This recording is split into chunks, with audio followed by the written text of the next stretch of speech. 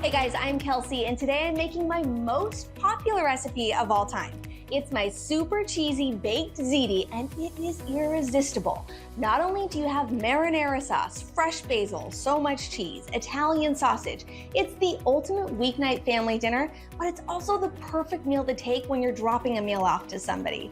Let's start the countdown to delicious. You're gonna start by kind of almost par cooking your pasta.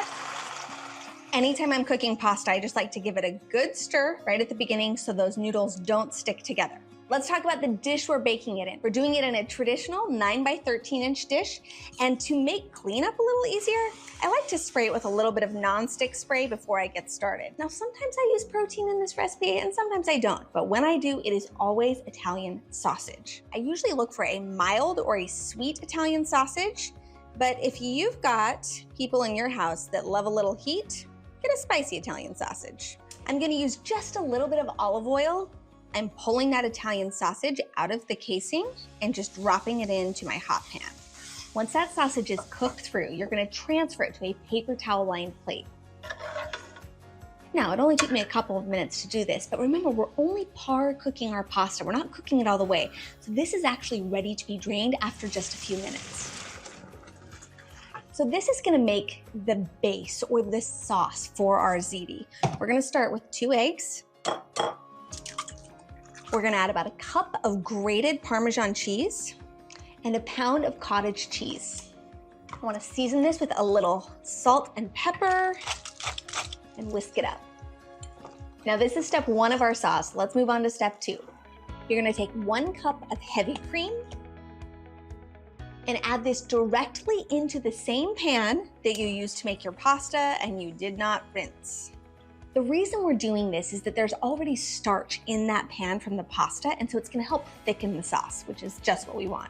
We're also gonna add about 3/4 a teaspoon of cornstarch. That's what's gonna give us that silky texture that makes this sauce so good. After it's thickened for about 3 minutes or so and it's foaming up, you know it's ready. You'll want to turn off the heat. We're gonna add some marinara sauce. And this is maybe my favorite pantry staple. Nothing beats Rayo's marinara sauce. It's the best. We're gonna add about a cup and I'm just gonna eyeball it. We'll add some fresh basil, about 3/4 a cup of these mozzarella pearls. And finally, our cottage cheese mixture. Because we killed the heat, we don't have to worry about this cooking the eggs. And the final step is to add our sausage into the sauce. All right, sauce is done. Let's build a ziti. We're gonna add that cooked pasta into our dish, and the sauce and the sausage is gonna go right on top. When all of the noodles are evenly coated with the sauce, it's time to top it off. We're gonna take the rest of our jarred marinara sauce, and I'm gonna use the whole jar and just evenly spread it over the top. We're gonna take about 1/2 cup of grated Parmesan, some fresh basil on top. This is gonna go in a 425-degree oven for 20 minutes or so. Then we're gonna finish it with a blast of the broiler for 5 minutes to get it nice and golden on top. Take a look at that.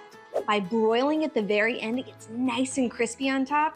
Crazy delicious. And I always treat myself to some freshly grated Parm on top.